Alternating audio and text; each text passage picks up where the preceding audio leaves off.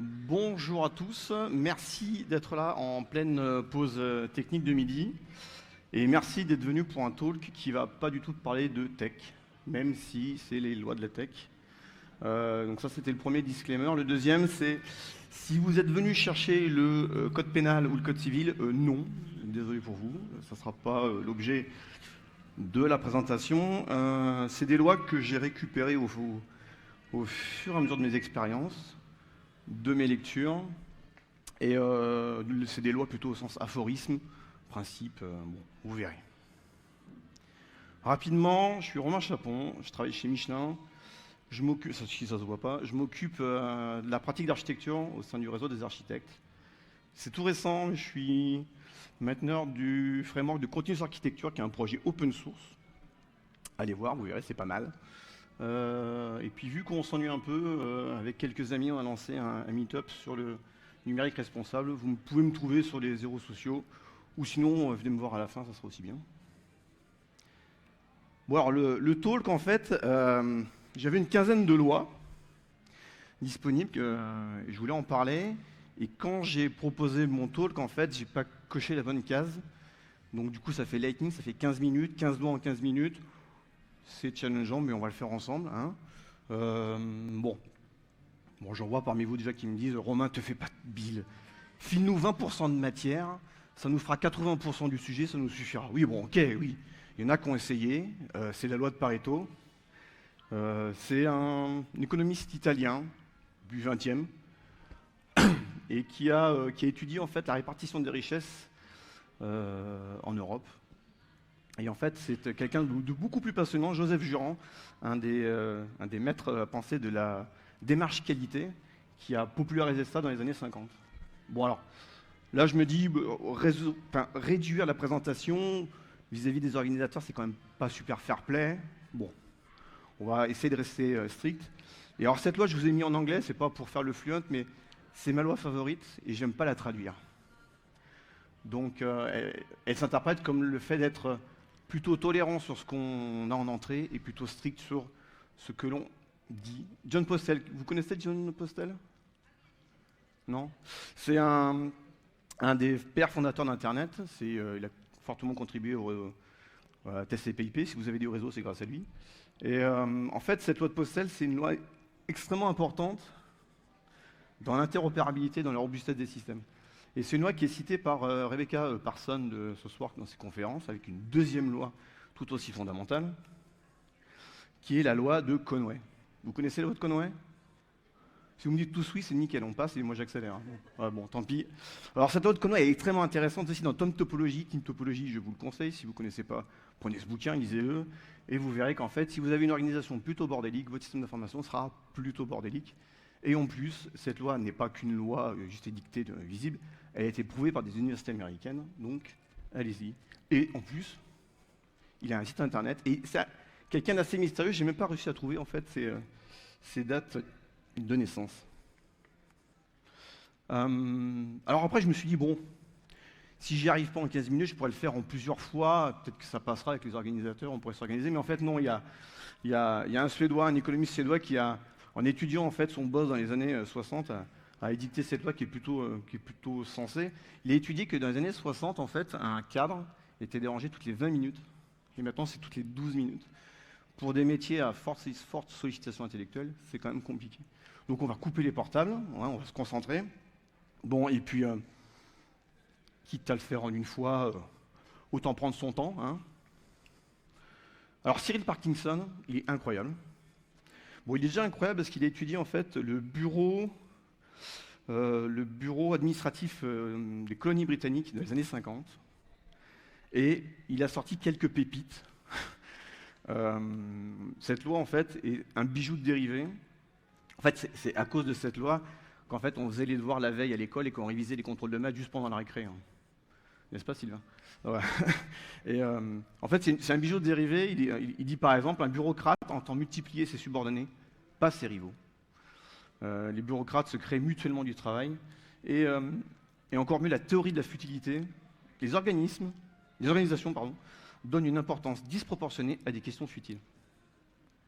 Bref. Bon, là, là, vous voyez que je patauge un peu, et j'en vois déjà qui vont se lever, qui se disent non mais Romain, 15 doigts, c'est pas grave, on va s'y mettre à 15, et en 1 minute, le boulot il est fait, quoi. Bon, c'est pas bête, mais il y en a qui ont étudié quand même la chose, notamment Frédéric Boux. Non, ajouter des personnes à un projet en retard, accroît son retard. Alors lui, c'est un chef de projet chez IBM qui a eu un très très gros projet dans les années 60, 70, qui a failli tuer d'ailleurs IBM.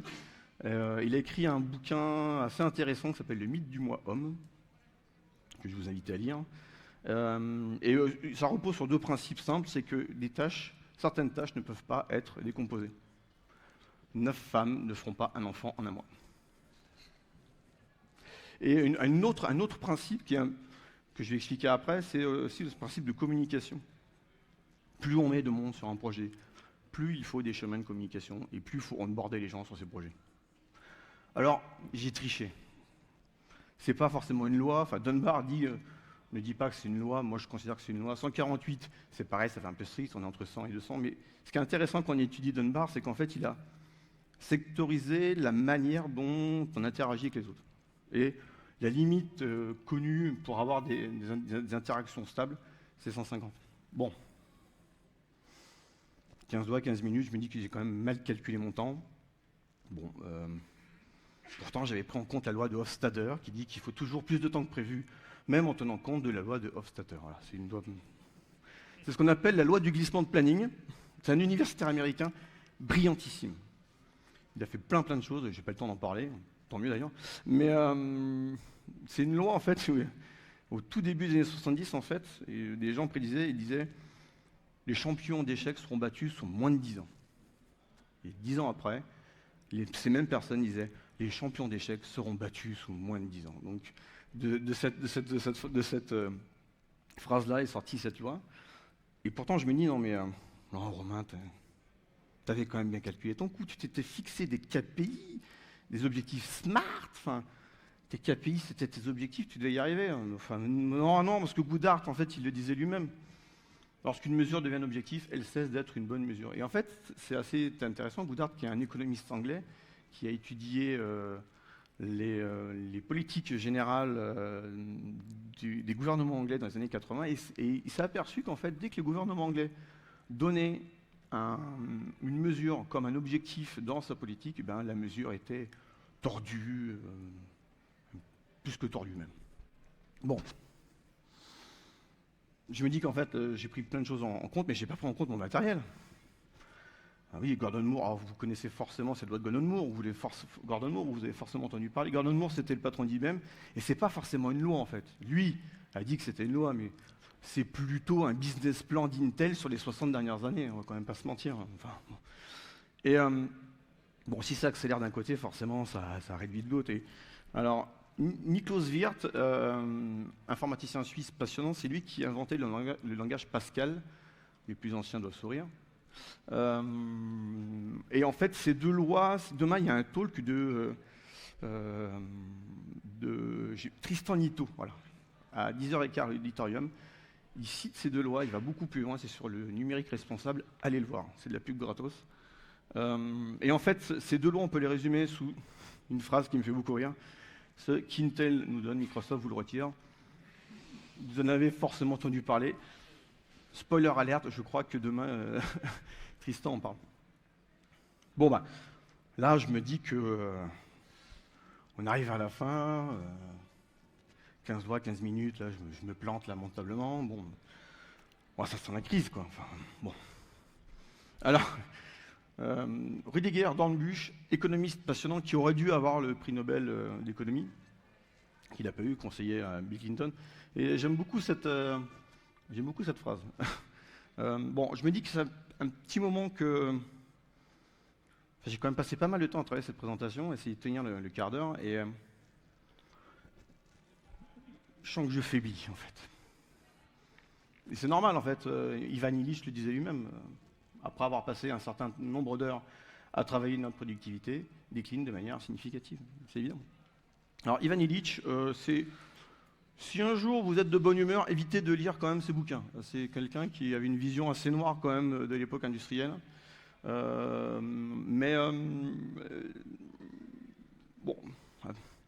avec un mood pareil, en réfléchissant bien et en ayant bossé quand même le sujet, je me dis que bon, 15 lois ça passe, mais en fait non, il n'y en a pas 15, il y en a vachement plus. Et là, ouais, là, je sens vraiment la cata arriver. Et alors là, on va pas tous les faire parce que là, je suis déjà à 10 minutes, il me reste 5 minutes. Si vous voulez poser des questions, on va surtout pas y arriver. Bon. Et puis en plus, là, je parle de loi, je parle de loi, mais il y a des principes aussi derrière. Parce que si on fait les lois, autant faire aussi les principes. Alors le principe de Peter, je ne sais pas si vous connaissez, il est passionnant aussi, le principe de Peter. Bon.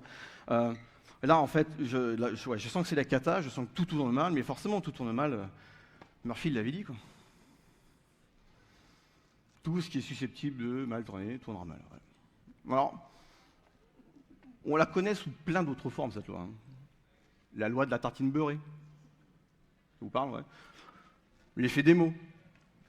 Alors là, je vois les plus anciens dire, non, l'effet Bonaldi, oui, évidemment, l'effet de génération. Ou la loi de l'écran bleu. Le taux de crash est inversement proportionnel au nombre de sauvegardes. Voilà. Alors, cette loi est assez passionnante, même si Murphy n'était pas forcément quelqu'un de bien fréquentable. Il l'a édicté parce qu'il avait dans ses équipes quelqu'un d'extrêmement maladroit, qui faisait que des boulettes. Il branchait les instruments à l'envers, voire il ne les branchait pas, voire il les branchait où il ne fallait pas. Et Murphy, pendant toute sa carrière, a gardé cet assistant avec lui. Parce qu'en fait, cet assistant ne pensait pas comme lui. Et Murphy se disait, mais il faut que je le garde. C'est grâce à lui que je vais voir mes bugs avant d'aller plus loin. Murphy qui était un astronome américain, un ingénieur astronome américain qui faisait plein de recherches.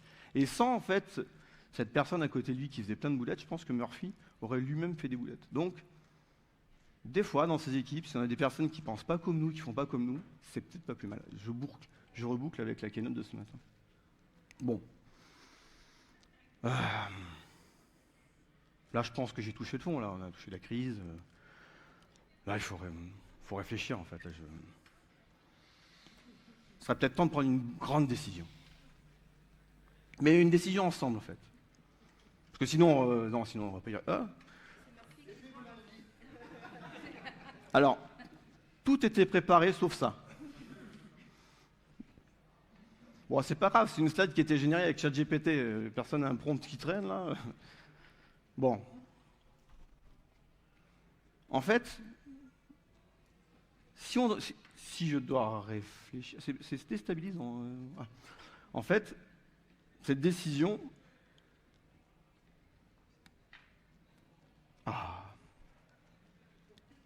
Non, il faut la laisser, parce que sinon, je vais vraiment ramer. Hein.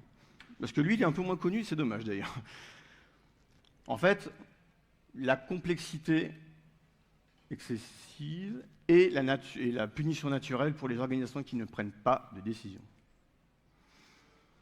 Greg Hope. Qui connaît Gregor Hope? Non, lui, entre nous. Là. Vous connaissez tous? C'est génial.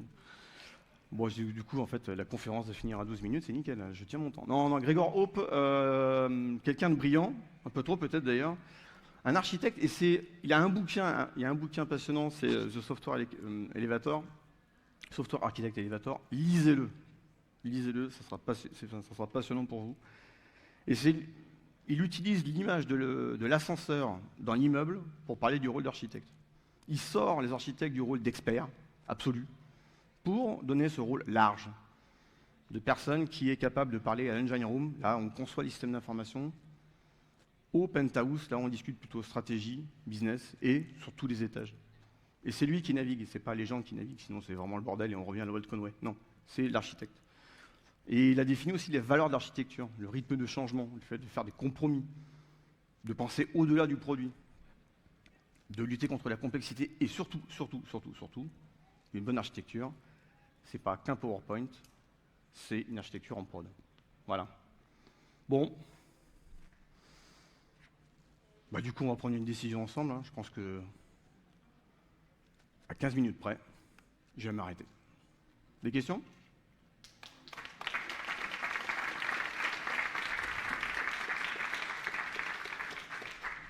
J'ai même 30 secondes pour les questions. Hein. Incroyable. Merci. Si vous avez des questions, allez-y.